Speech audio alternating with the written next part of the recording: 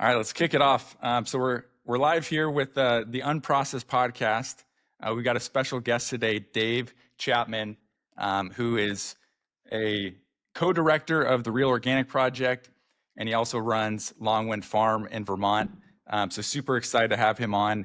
I'm Seth Jordy, co-host of the Unprocessed podcast and co-founder of Locavon. I'm joined here with Ben Johnston, who leads the marketing efforts at Locavon as well. So we'll get into your background as the conversation goes, Dave, but I like to just jump right into it. So what would you say are the core problems with, the current organic certification today? Yeah, the core problems are that we're certifying stuff that shouldn't be called organic. And of course, a lot of it is very legitimate, but there's some illegitimate stuff. And the reason for that is the same reason you exist, which is our food system is a little bit broken and it's almost literally unable to give people the food that they want to eat. And it's certainly unable to give it to them in an honest way. So, you go to the store and there's a million choices on the shelf, but it turns out that there aren't a million choices and that there's a relative handful of companies that are putting different labels on all these products. And I think that concentration of power in a small number of hands in processing is also true in agriculture. It's also true in retail. So you got, big food is really a combination of big ag and big processing and big retail. And they come together to corrupt the system. So that's why you guys exist, because you see that there's a need and you see that there are people willing to fill that need. It's just how do you get the food and the people together? That's right. So So how do you define congratulations. organic then? Yeah. The government actually has a good definition. They passed a law called the Organic Food Production Act in 1990. It's a good law. It's a good definition. But, to make it really simple, I would say that organic is food that is grown in alignment with deep principles of biology and explicitly rejecting chemical inputs, fertilizers and pesticides. But it's not just what it isn't, it's what it is, which is that it's using these biological processes in embrace of in order to create the superior nutrition, the superior flavor, the superior quality of the food, the superior health benefits for the neighbors, superior health benefits for the people who eat the food, superior health benefits for the animals. If you're dealing with livestock, all of that comes together because of the foundation of healthy soil. So organic is really about soil health. And I know a lot of organic farmers, and nobody's perfect. Everyone is in a process figuring out how to do this better. And at the same time, they're in a process of figuring out how to make a living, which is not easy in farming. Um, and they're dealing with a food system that rejects them.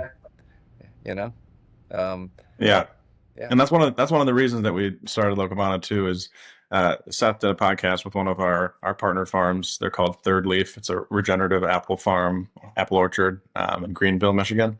But he had told a story about just the prices that you get when you're selling to grocery stores. And Seth, correct me if I'm wrong, but it was like cents on the dollar. Versus when you're working with a platform like Locavana, or you're at a market selling direct to consumer, which has its own difficulties, you're retaining so much more of that margin. So the more margin we can protect for the farmer, the more sustainable it is for them to grow and actually be able to make a living farming, which is what obviously is the goal.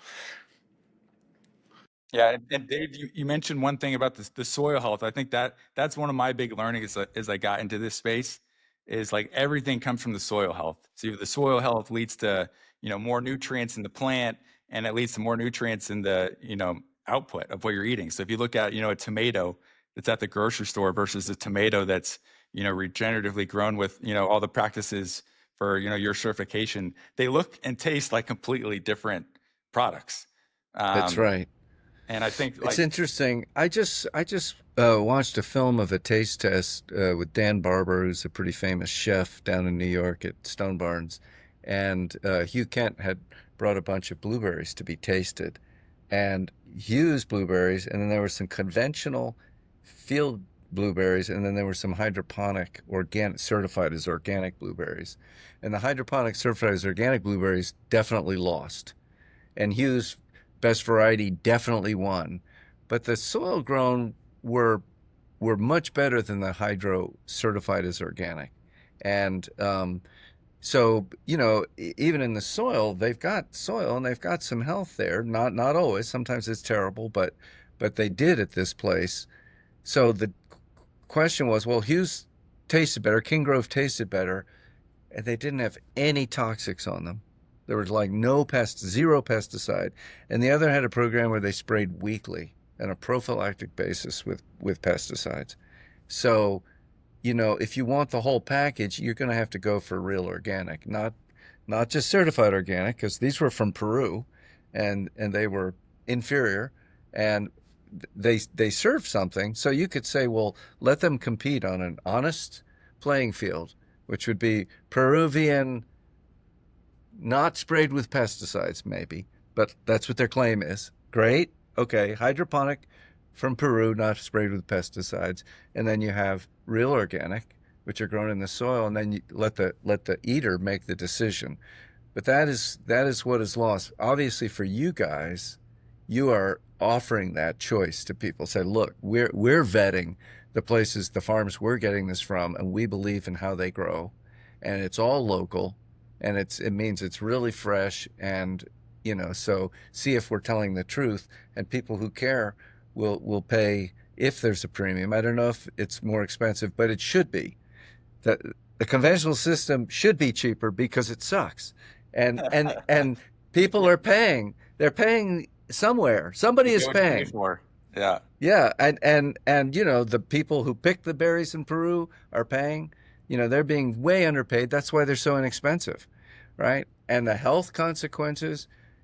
We all have herbicides. We all have glyphosate in our body right now. If you take a urine sample and test it, we have glyphosate. We all have PFAS in our body, forever chemicals. There's an amazing story of I don't know if you saw the New Yorker article on PFAS. It's a whole family of chemicals. There's like 2,000 chemicals in the family, and they're used to make like Scotch Guard and Teflon frying pans and outdoor jackets. Is really expensive, nice outdoor Tar strings. jackets. They put a coating on it. There you go. I had to get the non-PFAS coated strings. That's right. Like, don't lick your fingers if you're playing guitar, right? It's craziness, right? But that's the price we pay, and nobody gets offered that choice. Well, would you be willing to give up a year of your life or 2 years of your kid's life in order to have a nonstick pan? Nobody would say yes. They'd all say, give me the cast iron, right? So all these things are there, they're hidden, they're invisible. Unfortunately, we start to take it for granted. We start to accept it because it's so ubiquitous. We go, well, what can we do? Yeah, give me the crappy flour that's been sprayed with glyphosate for the dry down before they harvest it. And it's supposed to be kind of safe, although I do hear there's a lot of cancer that they're being sued for and losing the lawsuits. So all this stuff that we accept, but we don't have to accept it.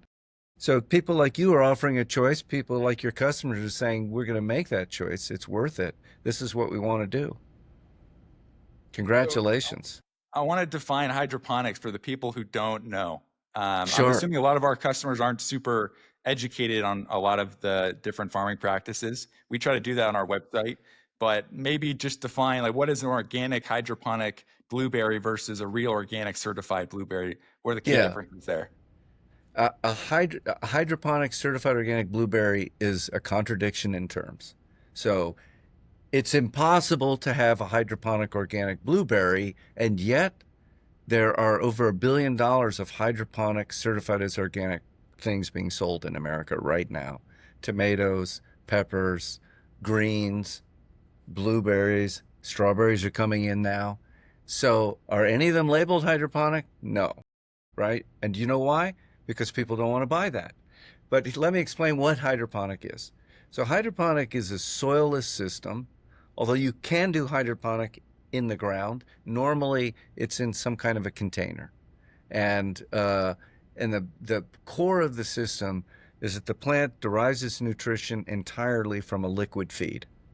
If you just water it with water, it dies because there's no soil, there's no nutrients involved in the system. And the rest of the world prohibits that to be certified as organic. It was unthinkable that it would be called organic for the last 80 years until the last 10 years. And then the USDA, under a lobbying effort from hydroponic producers, started to certify it, allow it to be certified. Just to look at the principles of organic, the principle of organic is feed the soil, not the plant. And what that means is you're going to feed the life in the soil. You're essentially a livestock farmer. Everyone who's an organic farmer is a livestock farmer for all the things that are living in the soil. And we have to remember that there's far more life under the surface of the soil than there is above, right? That is teeming with life. It's teeming with life. And if you're a really good organic farmer, you embrace that. And you're figuring out, how do I make all of these microbes and these tiny animals that, some of them are not microbes, some of them are little creatures, little springtails, and bigger ones, and roly-polies, and bigger ones, worms, and bigger ones, voles, and all these things. Some of them are a pest to farmers. But how do you keep this whole living system underground? It is a system. It's not like, oh, I have microbes. Of course you have microbes. Everyone's got microbes. But as we now understand, with our own microbiome, the soil has a microbiome. So in our microbiome, I think now probably most people get it that the majority of DNA in their body is not their DNA. It's other things. And without these other things, your health collapses and then your life collapses. So we have all this stuff in our gut, but not just in our gut, all over, but especially in the gut, that is keeping us healthy. We are a system. We are not an individual. Everyone is a system. And it's kind of, you can look on that on a macrocosmic level and say, we are a system. You and I and you are a system. And if we're all really objectionable, then we will cease to thrive as a species. We have to be cooperative. And in the old days, if a tribe of people felt that somebody was unbearable, they would shun them. They would be cast out of the tribe. And they had all the skills to live, but they couldn't do it. It was, they were doomed. We live in interdependence. So the soil, sorry, getting a little far afield here. The soil is a very interdependent ecosystem. And organic farming embraces that. So the short term is feed the soil, means feed the life in the soil, not the plant. Chemical agriculture has taken the opposite perspective. Feed the plant, forget about the soil, right? And so, starting back with Justus von Liebig, but many people since then have figured out how to synthesize nutrients in a lab. And of course, the big breakthrough is nitrogen, when they came up with what's known as the Haber-Bosch process of taking nitrogen out of the air. There's lots of nitrogen in the air. And they figured out with tremendous energy footprint how to make it into a chemical fertilizer. And they actually started because they're more interested in making bombs. But after they decided, what are we going to do with all these munitions factories after the wars? Let's start making fertilizer, which is what they did. So we got all this, and then the pesticides came from all the chemical research for the wars. So, it's rather brilliantly shifted this wartime economy into agricultural economy. And it was all based on the principle that we know what to feed the plant. We know what a plant needs. And so they've come up with a very short list of major nutrients. And then they said, oh, it turns out they're trace elements. And they added those. But an actual plant's needs and actual humans' needs are much greater than that. There are many, many secondary metabolites, some of which we can make, but many, many we can't make. We have to eat. And it's not that you get sick and die immediately if you don't get that, but you become much more prone to things like cancer. So the only one I can pronounce is ergothioneine. It's a one of those many secondary metabolites, and we know that we can't make it, and we know it's a potent anti-carcinogen. We actually don't know what its relationship is to other secondary metabolites because there's hundreds of thousands of them, and we don't even have names for most of them yet. It's like we are so scratching on the surface of nutrition and what is actual good nutrition, what is nutritionally dense food. We don't know. Right. We can kind of see that, well, that person seems like those people are all eating Twinkies and it looks like they got sick and they died a lot younger. So we're suspecting Twinkies are not good food. And we see these people and it looks like they're eating a whole food diet and they're living longer. And this has been proven, right? And it's been proven that if you eat an all organic diet, that your health tends to be better. But we don't exactly know why. We have theories and opinions, but it's pretty complicated.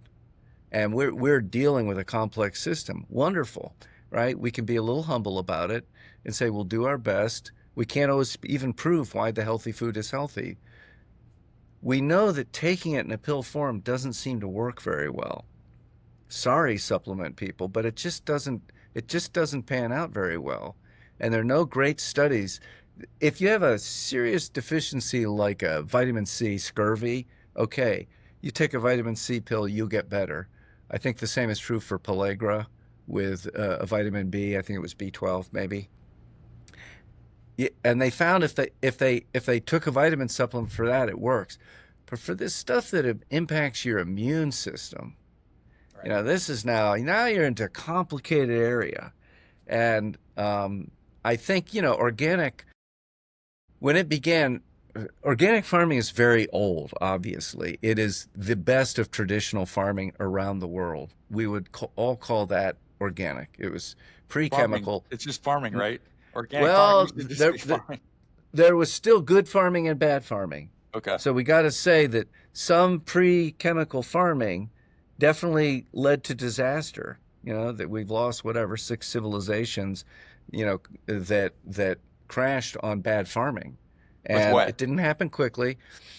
Well, like for example, it's kind of a fascinating system where as you become more successful at growing food, your population increases because life is easier and there's more food and people have more babies and you get a big population center, but then you start to put pressure on the agriculture to keep up with the growing population and they start to cheat. They start to do things like, I guess we're going to have to plow the hillside now, right? Before we were doing the bottomland. The bottomland floods every year and that brings back good nutrition from the topsoil that washed off somebody else when they plowed the hillside.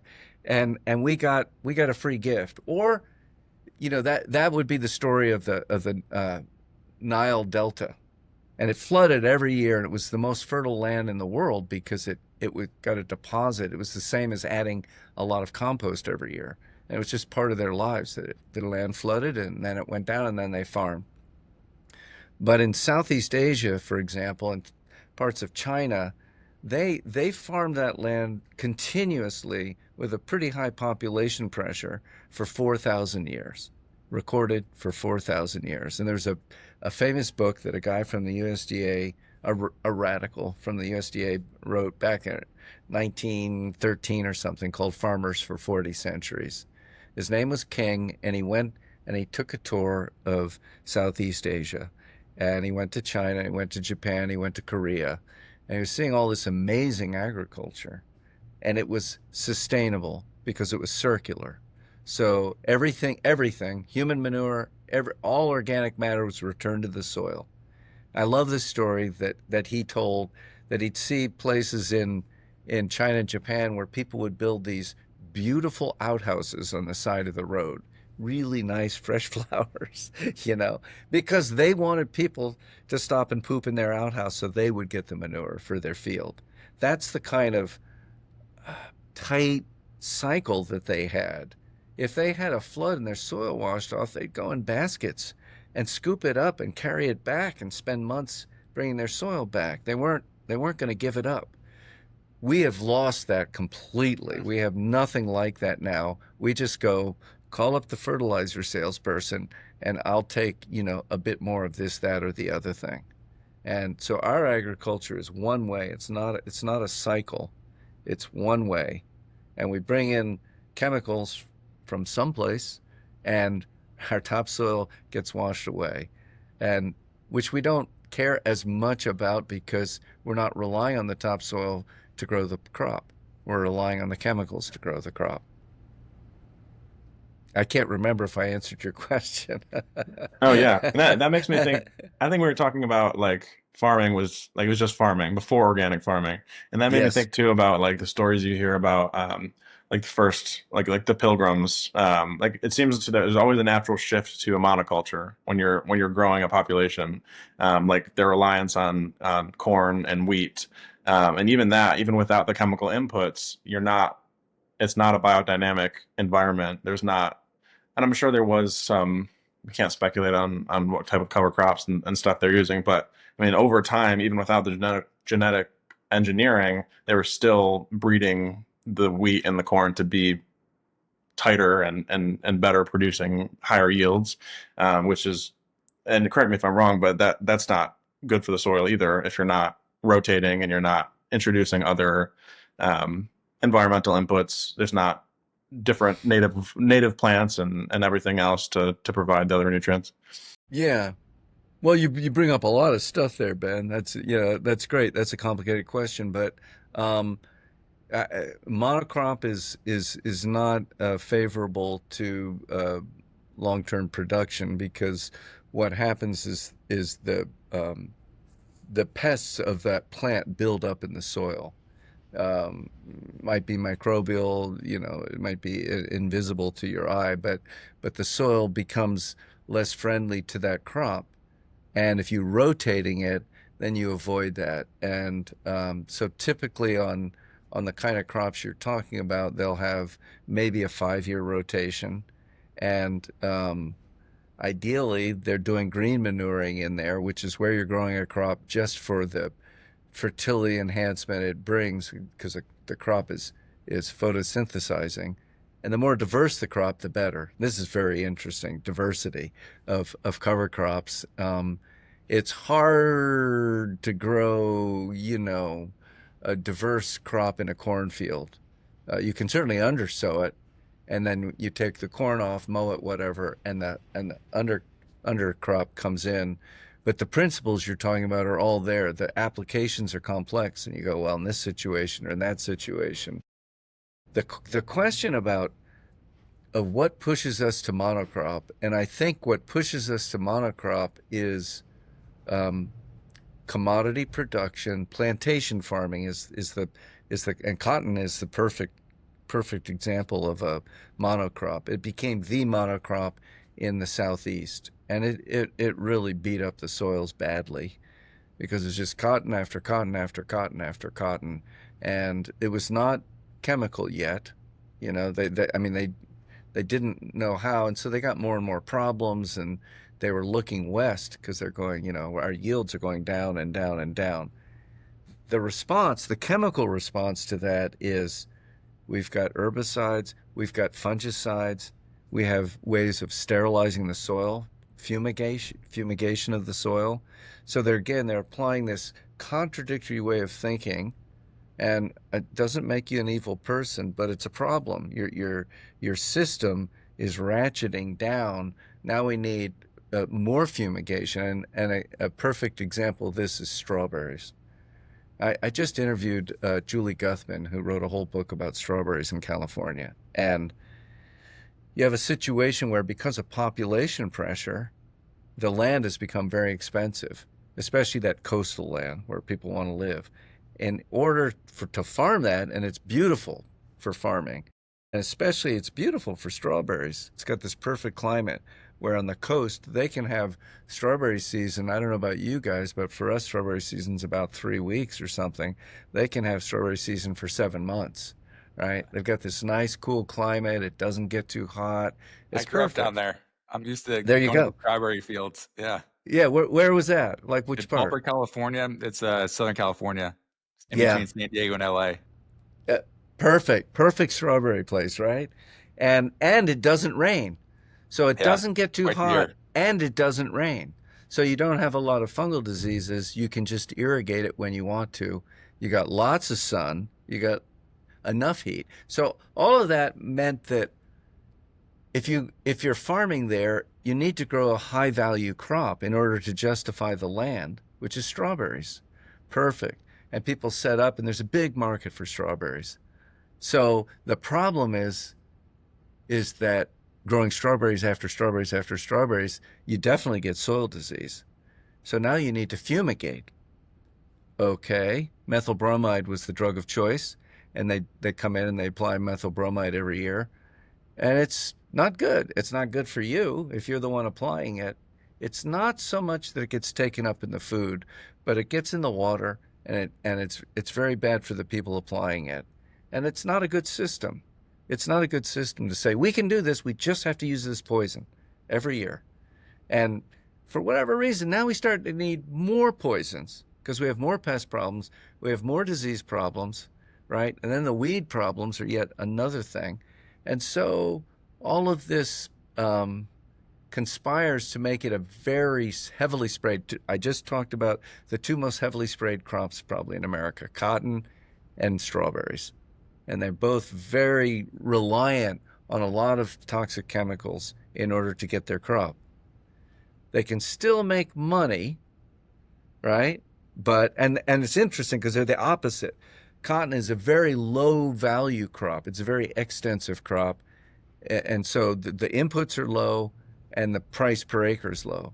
Strawberries are a very intensive crop. Inputs are very high, labor very high, lots of chemicals very high, value of the land very high, but the value of the crop very high. So they keep doing it because it makes a living. Although now, I don't know if this is too far afield, but now all that berry stuff is moving to South America and Central America. And that's just about the cost of labor. So Same. they're paying people $10 a day instead of $16 an hour in California. Yeah. And then you lose all the nutrients in transit. There probably weren't nutrients in the first place. that, that's probably right. It's grown. It's a chemical system, and it's grown for production, not for taste, obviously, and it's grown for shelf life, but not for nutrition, of course. They don't care. How would they? So what percent of farms would you say meet the real organic certification criteria? And I got a follow up after that. In this country, In the US, in the U.S., of organic farms, just total farms, total total like local farms, oh God. less than 5%. Okay.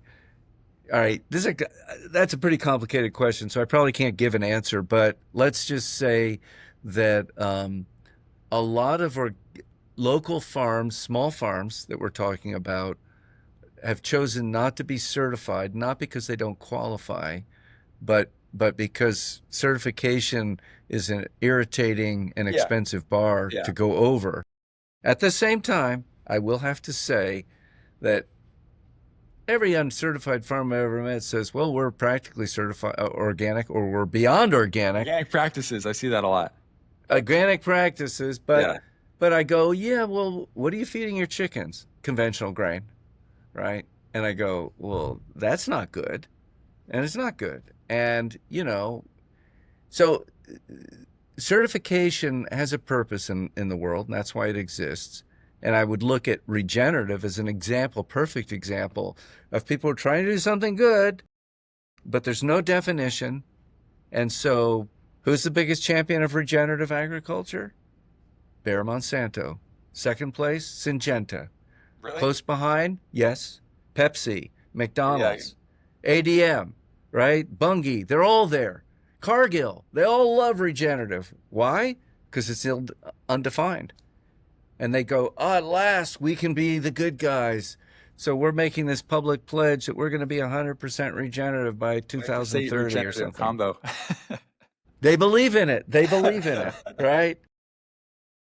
So,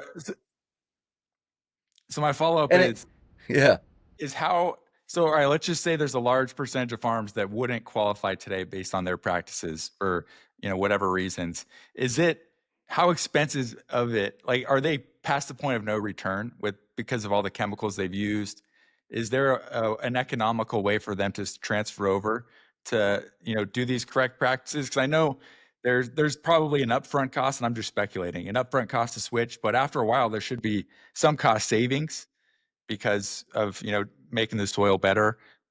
Maybe less plants die. I don't know. I'm not a farmer, but I'm curious what your thoughts are on, like, for the farm that wants to switch to the correct practices.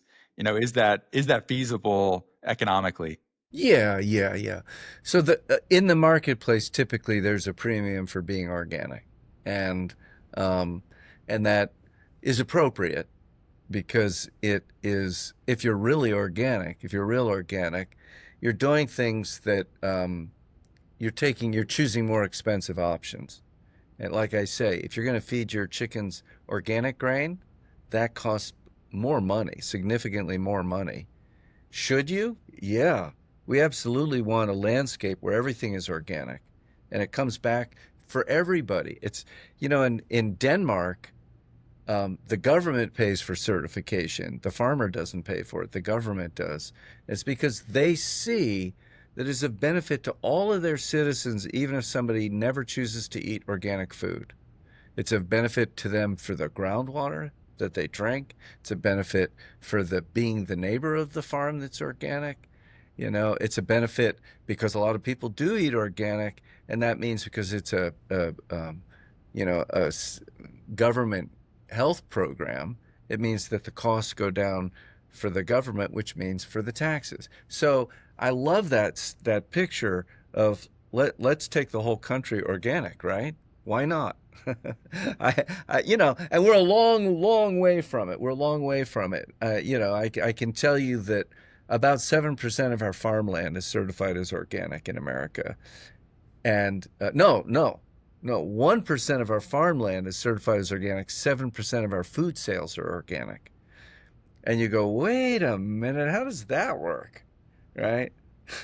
Well, 40% of our vegetables, all vegetables, are imported from Central South America, and 60% of our berries and fruits are imported. And that's, you know, Crazy. Makes that's zero the bit. sense. It makes zero sense, but it makes financial sense in a very short term Yeah. perspective. Yeah. We were So, in we were in Sparta, Michigan, which is, the best apples in the Midwest. And we went to the local grocery store right when we started Locavana, and the apples were from Chile, and it was October. I And know. Michigan, there's apple orchards on every street corner. I, I have the same story when I was in Mill Valley, California, in the height of tomato season in California. Mill Valley is like a very upscale community and very educated about food, and they care about this. And I go to the Whole Foods, and the only certified organic tomatoes there are Hydro from Mexico. And I said, "What the heck?" And so I went. I said something stronger, but I went to my friend who's a farmer. He's got 500 acres of beautiful mixed crops, and I said, "What's up with that?" And I saw a field he had of tomatoes he was about to till under, unpicked. He said, "Yeah, we couldn't sell them." I said, "Paul, how is that possible?" And he said, "Yeah, we used to deliver a couple pallets a week to that store. Now we might deliver a pallet every 2 weeks to the chain, right?" So that's big retail that we're talking about. And that's what I mean. These forces work together. Walmart can't buy from my farm. They literally can't do it. It's like, I'm sorry, we're not set up to buy from someone like you. They can only buy from somebody who's huge, will deliver to all their stores or all their warehouses, all their stores, and will give them year-round supply. So that's no farm you ever met or ever heard of. That's a consortium like Driscoll's. So Driscoll's doesn't actually grow berries. they contract for berries, just the way McDonald's contracts with people to run a McDonald's, or the poultry people. All, Herbrooks doesn't grow chickens or eggs. They contract with chicken producers. So it is. And those are the people that Walmart wants to deal with. It's like, what are they going to do? We can't deal with all these little farms. We're not set up for that. They'll never buy from us.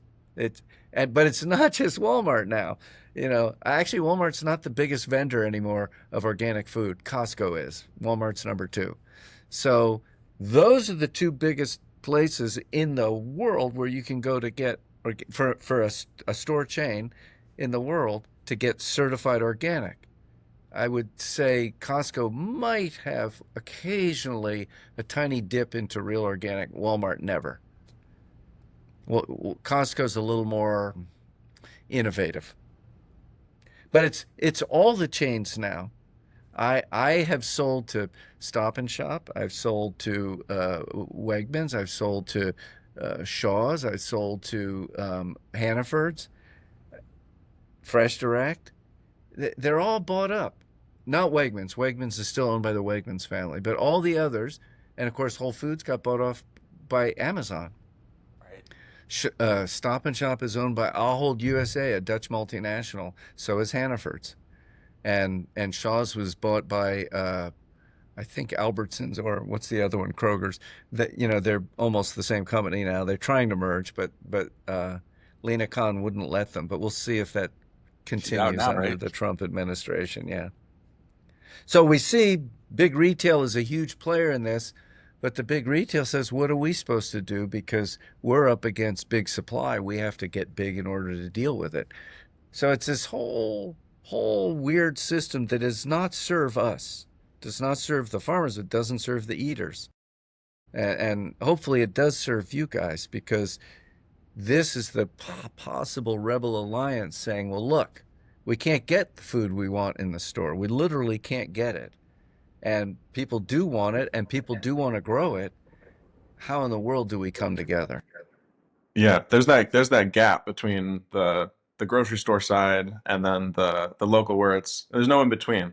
Like, there's either you go to the grocery store for the convenience and you're getting stuff from 3,000 miles away, or you've got to go either directly to the farm, you've got to go to a farm stop, which are coming up more and more, or you have something like a CSA. Now with like meats and stuff, you can order direct to consumer online and stuff like that. But there's not a middle ground where you can get all of it. You can get the convenience of the grocery store. You can get a variety, because like a CSA, you're getting a mix of produce from a single farm, but you're not also getting your pasture raised meats at the same time. So it's like really finding that middle ground where it can get to the regular consumer, but it can also be more convenient for the person who's already shopping at a farmer's market or a farm stop, or driving to the farms. But it's not practical nowadays to be able to drive to 3 different farms in a day and take 3-4 hours, or even a farmer's That's right. market. It's once a week. And yeah. There are islands of sanity, and we should name them.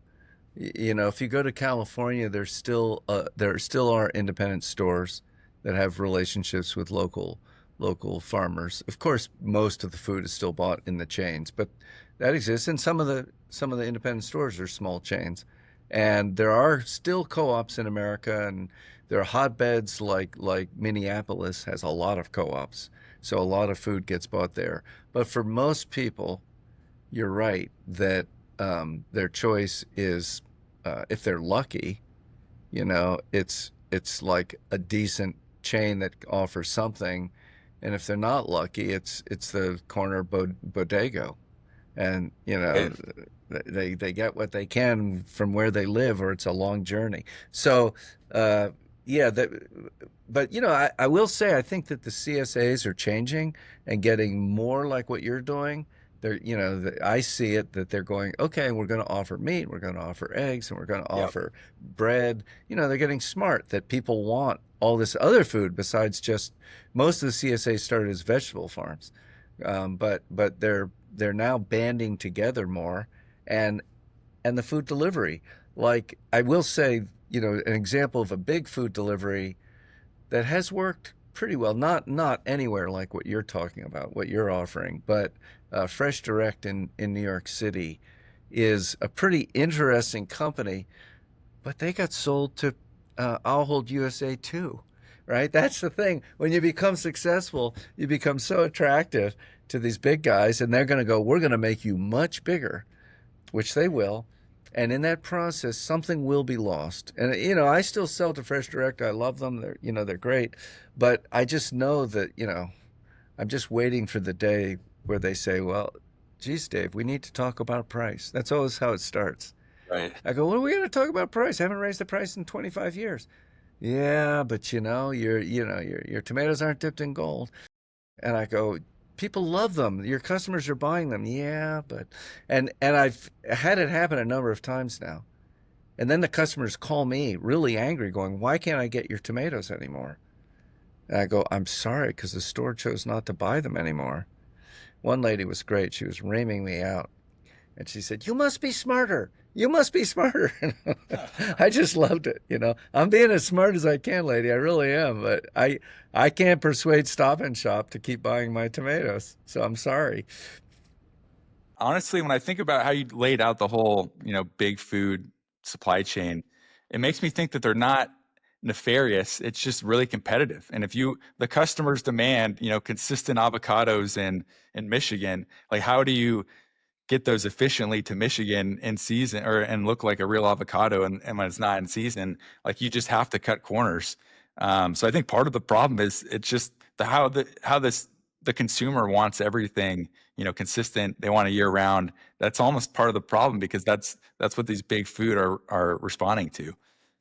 Well, it's delightful to go, wow, I can get strawberries every day of the year and put them on my cereal. I don't put strawberries on cereal, but I get it that that's what a lot of people do. And they love it. And they love that they can go and get Driscoll's berries. And I will, my hat's off to Driscoll's because they do an amazing job. Can you imagine growing on every continent except Antarctica and being able to No deliver fresh. hydroponics out there? Lots of Yeah, I know. Yeah, no, the hydroponics are so much closer than that. Yeah, Yeah. yeah. The hydroponics are big in Mexico now, so they don't have to pay for all that shipping from Yeah, right, Antarctica. right. So the reason they would go there is for season, and that's why they're spread all over the world because they want to always have them coming in season from somebody, so that there's never a season. It's never like, oh, it's not strawberry season anymore. And as they do that, that becomes the norm, and that becomes what people expect. The problem, of course, is that they don't taste very good anymore. They just don't. They used to, and then they don't because all the things that keep pushing them to be able to do this. So here's the real challenge, which is monopoly. And these big companies are monopolies. And it means that typically people define monopoly as when you're 4% of the national market, you're considered a monopoly. Is over 70% of the organic berry market in America, according to them. That's their claim. So that's a total monopoly. That's more than Standard Oil was of oil, right? That's a huge monopoly. What does that mean, and why is that a problem? Well, it's not a problem because of the price of the product. That it can be. Yes, monopolies will, after they've wiped out the competition, they'll raise their price. But that's not why the Sherman Antitrust Act was passed back wherever in the 1890s. The Sherman Antitrust Act was passed because monopoly is not a danger to the consumer, it's a danger to the citizen. When you have that much power, you now are no longer saying, how do we make our berries cheaper or taste better? You're saying, how do we keep any competition out? And that's why when you go to Mill Valley's Whole Foods, there's no local tomatoes. That's why when you go to where were those apples? What town was that? Family Fare Family Fare in in Sparta. Sparta, Michigan. Yeah. Sparta, Michigan. Why you go to this store in the heart of the best apple country, the best tasting apples in America, and there's nothing local offered. And that's because of monopoly. And that's because monopolies deal with each other, and everybody gets more consolidated and bigger. It's not all bad. Calories get cheaper. So good food gets more expensive, but calories get cheaper. So there's not, relatively speaking, there's not much genuine hunger in America. There is, and we shouldn't dismiss that. But I'm just saying most lower income people have calories. What they don't have is good nutrition, right? And and often it's complicated how it works, but often it's like, well, what's available in the store? I think 60% of the American diet now is junk food, is ultra processed food, right? That's unbearable. How does that happen? And we go, I think I'll bet that your customers don't eat a lot of ultra processed food because they have really good food that's available to them and it tastes good. And they go, oh God, I want to have a salad. I want to They feel have good some of after those eating it. potatoes for dinner. I want to have some of those apples for my snack or for the kids' lunch. Yeah. Yeah. Right. Satiating. It Yeah. makes you feel full. It makes you feel good. There's no reason to have to grab the bag of chips. One last thing about monopoly, because this is important. I've gotten to study it some. There's a book called Barons by Austin Frerick. It's about he writes about our modern day robber barons, and they're people who run big food companies. He's focused on food. Driscoll's is one of the companies. Walmart is one of the companies. Cargill is one of the companies. But he's got big meat in there, and he's got big grain. He's got big coffee in there. It's a very interesting book. The forward to it is by Eric Schlosser, who wrote Fast Food Nation a long time ago, a little bit before your time, but you ought to check it out. It's an amazing book.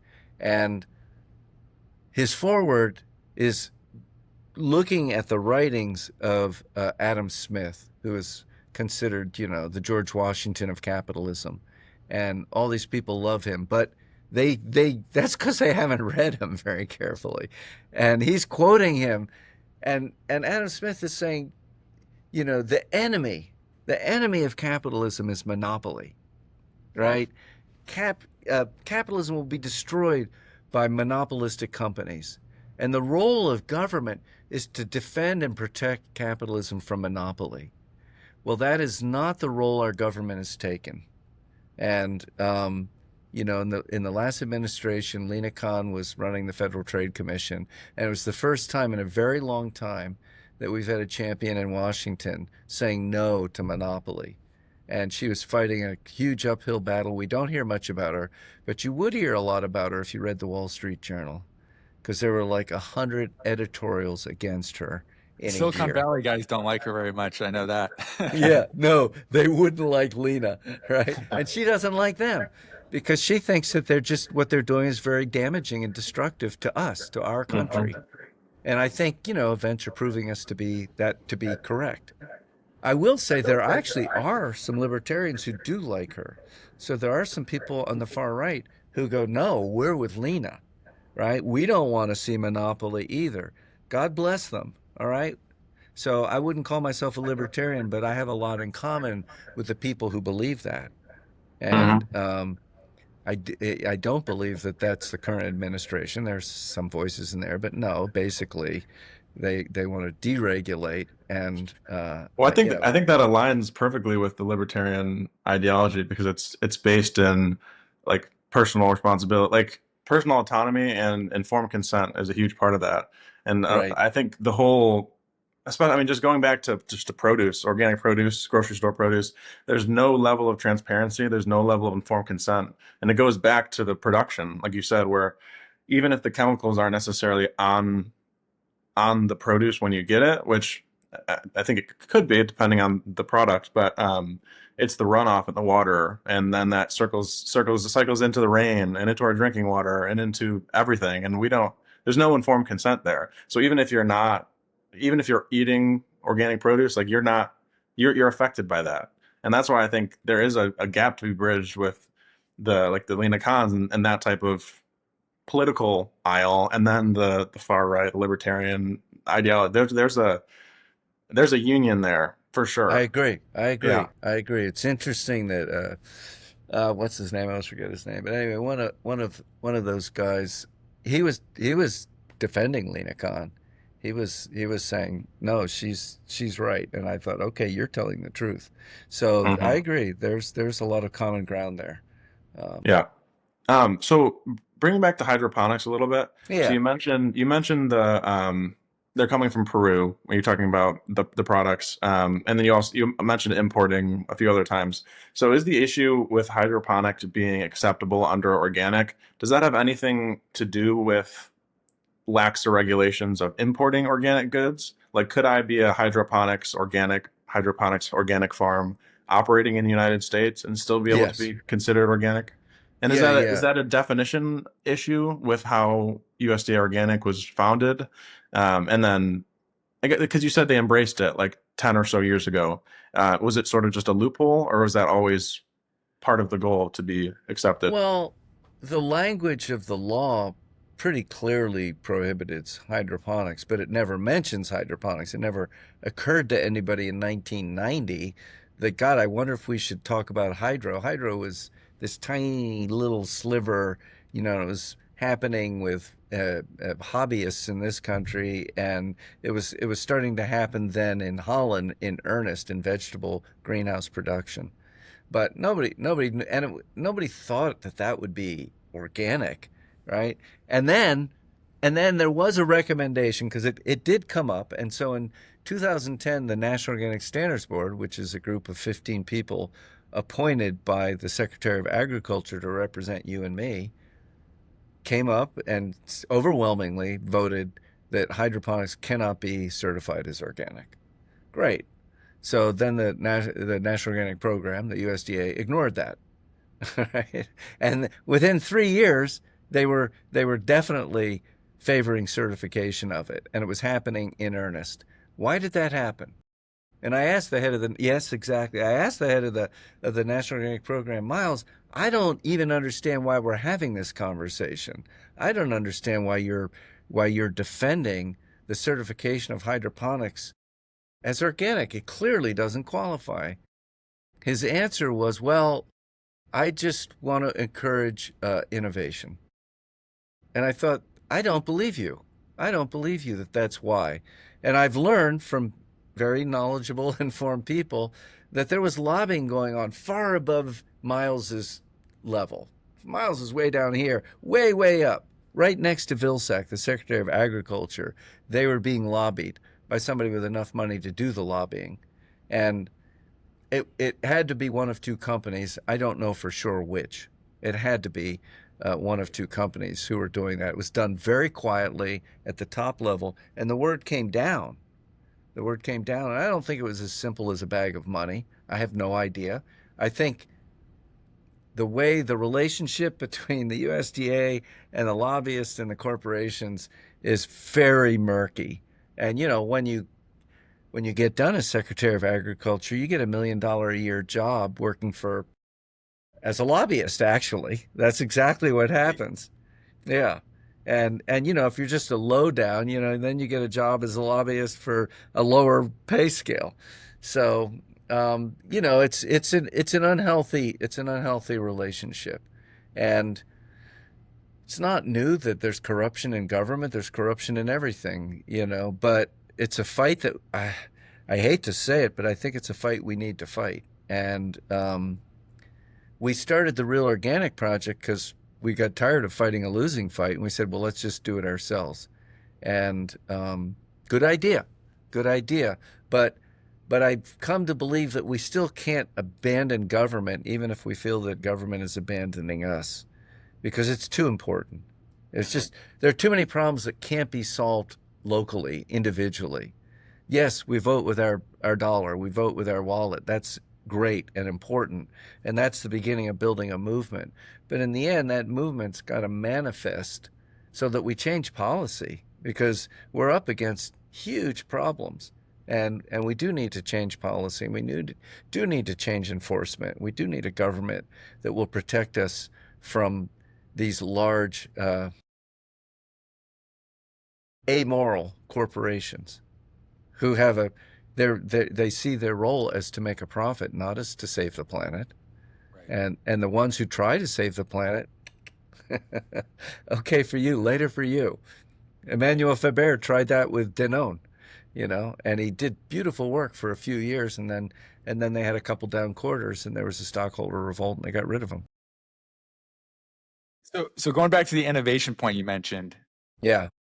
So let's say, and not the big corporations, but let's say there's a startup that's in the vertical farming space, right? I've seen a couple of those, and I don't know much about the industry, but you mentioned like the soil has all these microbes, and it's just such a complex system.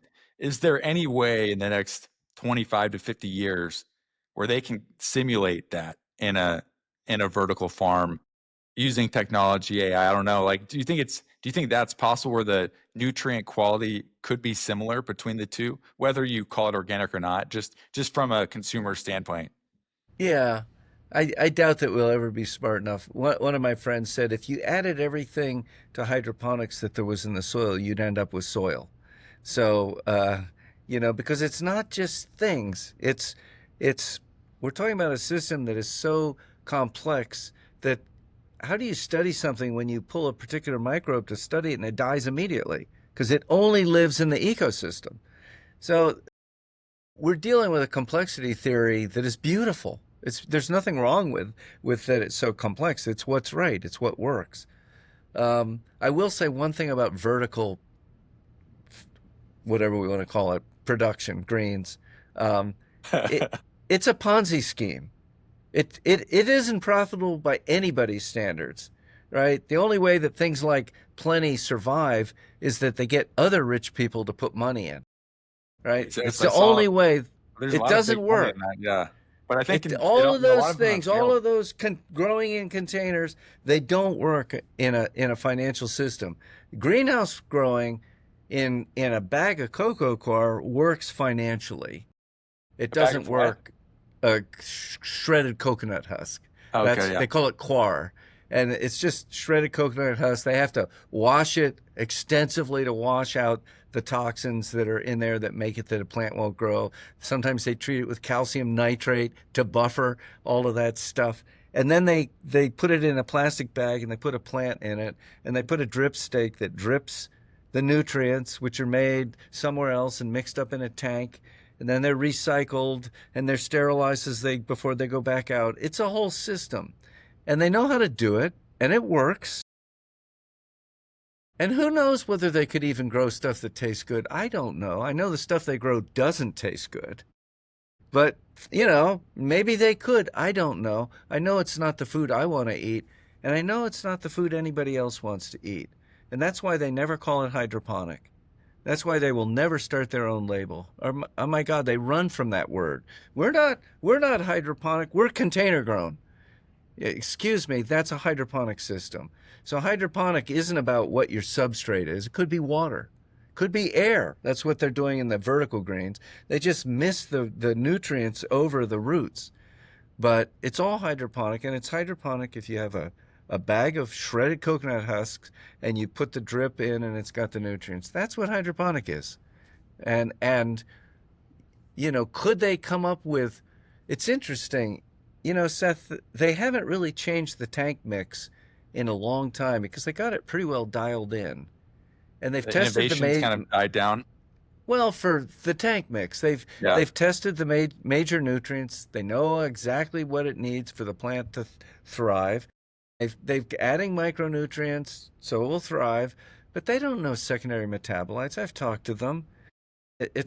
There was a guy who I went to a symposium at Tuck Business School on new food technology. They really like that. It's so much excitement about let's bring tech into food and we'll solve the world's problems.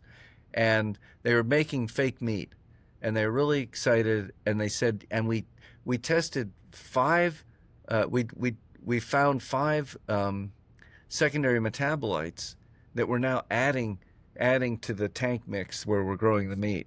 And it really made it taste more like meat. And I had a question. I typed in my question and it was selected. It got to be asked, what about the other 100,000, 199,099 secondary metabolites that you didn't include? Do you think they might be significant for health?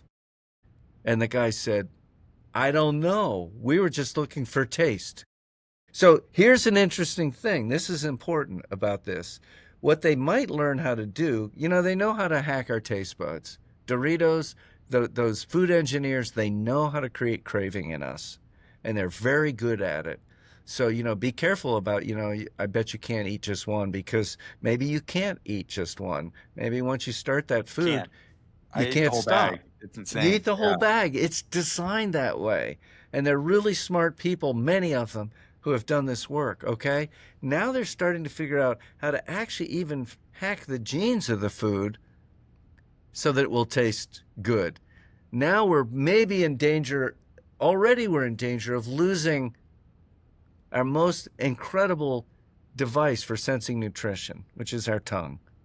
And we actually can taste good food, but we're being jaded already by the Doritos, right? The Dorito effect, Mark Schatzker's book. Everybody should read that book. It's fantastic. So as we eat that kind of junk food, we start to lose our body's wisdom because it's confused. Our body is confused. And his next book, The End of Craving, brilliant. Our body's confused because of the way that it gains information is being hacked. They figured out how to really trick us. And we're getting, they know that if you feed an artificial sweetener, you're left with this insatiable craving. Your body knows it didn't get the right sugar. And so instead of losing weight, you often can put on weight with an artificial sweetener, even though the sweetener itself is low calorie. But you go, I need more of something. I'm not quite sure what. And you eat it. And we all deal with this. Everybody in the world is not in the world yet, but it was coming. But certainly everybody in America has access to junk food. And the more you eat it, the more confused your body gets. And the more confused it gets, you see all kinds of bad outcomes for your health. Yeah. And it's the thing too, is like once you have that sweetener, nothing is quite as sweet. So honey is never sweet enough. Strawberries are never sweet enough, and you're always trying to get. And I think that goes into what you're saying about the genetically modifying the genes. Is like, how can we make the strawberry as sweet as we can so it can keep up with the soda that we put high fructose corn syrup in? And it's always a race. It's a race to the top, but it's a race to the bottom, really. Yeah. Even with those GLP-1s, I heard that they're now trying to combat those drugs that suppress people's appetites, so that now the food won't be impacted by those, and they'll be able to. I know. It's crazy. Like That I article love was that. insane. Impressive Yeah. that they're able to It was like big pharma not and big well. food don't know what to do about the They're GLP-1. fighting each other on this, It's like, oh no, they're taking Ozempic and now they don't want to eat our food anymore. So we have to make food that people on Ozempic will still crave. It's horrible. Yeah. It really is, man. And that's just another example. The GLP-1 is just another example of meddling with complex systems and having no idea of what the outcome's going to be. It's just we screw it up, and then we try to layer a complicated system that we create on top of a complex system, and it doesn't work, and it never will, and we'll never learn. Yes. So, But it's hard because we're dealing with big companies, and the power of these companies is almost unimaginable to people living down here on the street. The ways that they have of influencing food policy and food choices is staggering. And if you talk about it, you sound either like Bernie or you sound like a wacko. And I mean, I don't mind sounding like Bernie. I love to hear Bernie talk about it because he's really good. But it's true. And, I think in this country, we not only need to build a real food movement, we need to build a real democracy movement. There's a lot. We're facing serious challenges. We just are. There's lots of love in the world. There's lots of caring people, but I think that this large centralized power is a kind of illness. It's kind of a social illness that we have to contend with now, and it's powerful. So, we keep coming up with alternatives, like creating small local alternatives to this massive system. Yeah, it's getting a look behind the veil on like the lobbyists and how much power and influence they have. It's really frightening, honestly. I quote Shelley Pingree that more money is spent lobbying food on Capitol Hill than is spent on lobbying defense. That's just like That's staggering, right? that's a But lot of that's how money being big lobbied on food defense is. too. Yeah, I know. Imagine that we go, oh, man, that's a lot of money because we know how much is spent on defense Yeah. spending. So, I and I got to say, having tried to fight this in my little local way, we're just three people here, and we'll get tired, and they won't get tired. Somebody gets tired, they just next, The bring next them one. up. And That's that person right. will go to So the board of the FDA. You know? I know. So we have our work cut out for us, but we have great company as we do it. You know, it's like we get to eat great food, so it's not all bad. That's right. I eat my blueberries every day. It's got to stay smart. Good for your It's my brain. like take 2 blue pills and call me in the morning. So what about so in Michigan, we always contend with the short seasons, right, for produce. Uh, Yes. so do you think the solution, I guess you're in Vermont, so you contend with some of the same problems. Yeah. The Yeah. solution is just extending the seasons through greenhouses, you think, in the wintertime? Like what does a consumer do in January? Yeah. Yeah. Well, I do grow in a greenhouse. I don't know if you know that, but I grow in a Oh, you greenhouse. do? Nice, yeah. You Yeah. go Yeah. year round for a lot of stuff, like leafy Yeah. Yeah. greens, Well, I grow tomatoes. So, tomatoes, yeah. um, and I think that's great. We have challenges there, of course. I hate to use the term, but carbon footprint. I hate to use the term because it was invented by an advertising agency at the behest of British Petroleum. So it was used to confuse us again. Carbon footprint was used to make people feel guilty for their personal choices so they wouldn't become climate activists. Like, how can I accuse them? I have blood on my hands, I have oil on my hands. So I use that term, but it's good to remember where it came from. But, we do have to concern ourselves with the carbon footprint of how we grow our food. In the Northeast, in the Midwest, we have a very short summer and a very long cold winter. And of course, protected growing, greenhouse growing, tunnel growing is incredible because you can grow a lot of food actually with not a lot of energy input. That the pioneering work of Elliot Coleman and many others, that went with him. I was there when Elliot started going, you know, geez, we're at the same parallel as France, and they're growing a lot of food in the winter in their greenhouses, and we have greenhouses, but it's so cold. So he started double layering and all kinds of things, a lot of good things. So there's a lot of that now, and I think that's going to grow even more. Unheated, a lot of things can be grown in a cold climate in the winter with protection. And January does get rough even for those guys unless they're using some heat, but it's going to grow. There's going to be. It's amazing. There's a lot of it around here, and I still can't get the food I want in the winter. Even kale and spinach, steady supply. I'd like to be able to just go to my co-op and just buy it, and we're not there yet, but we can be there. It's doable, and it's growing. So, yeah. Otherwise, we'll have to bring it from our brothers and sisters in warmer climates. I'm not against that. Yes, it also has a carbon footprint, but my problem is most of what's being brought in isn't quite the food I wanted to get. I appreciate that I can get, you know, a cauliflower from California in January, but it doesn't quite come from the farm I wished it would come from. And that's where I think that companies like yours can source responsibly from great farms other places too. So I know that you're, Locavana, but I tell you that I have been eating blueberries from Florida for the last month, and I know the farm very well that they come from, and they're incredibly good. And I would definitely, if I was you, offer them as an add-on, saying, "Look, we understand." I just heard Dan Barber say, "Our policy at our restaurant is everything must be locally sourced." and they can, they have a greenhouse so they can get their vegetables in the winter and lots of local meat and milk and eggs. He said there are two places we make an exception, and one is for fish, and the other is with King Grove organic blueberries from Florida, because they're the best blueberries he's ever tasted, and he knows the farm very well and has walked it, and it's a dream of a real organic farm. They're doing it exactly right.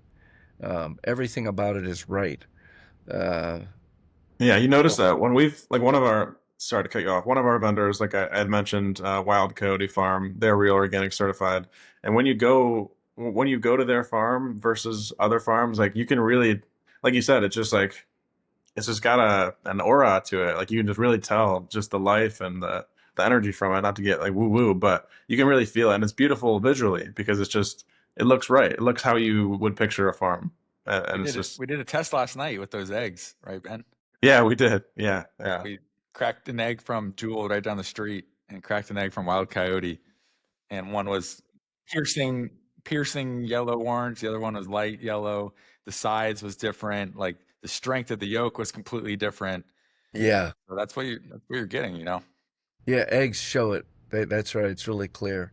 And I just want to say, Ben, I don't think it's woo woo. I think there's something real there. We have many senses that we don't know what we're sensing, but I don't. I agree. It's kind of complicated to talk about it, but I think that there's something tangible there that we sense, and we sense it inside. We eat that food, we feel better. We yeah, we have You more are what you eat. energy.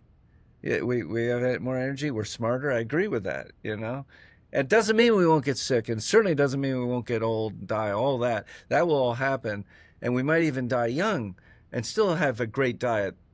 I don't think that there are any guarantees here. I just think that if you eat that food, however you are, you're going to be better than if you were eating crappy food. Yeah, and And if you do and get sick, that your body's going to be better equipped to deal with it. You'll be sick for yeah. shorter and less severe. It's You know, real.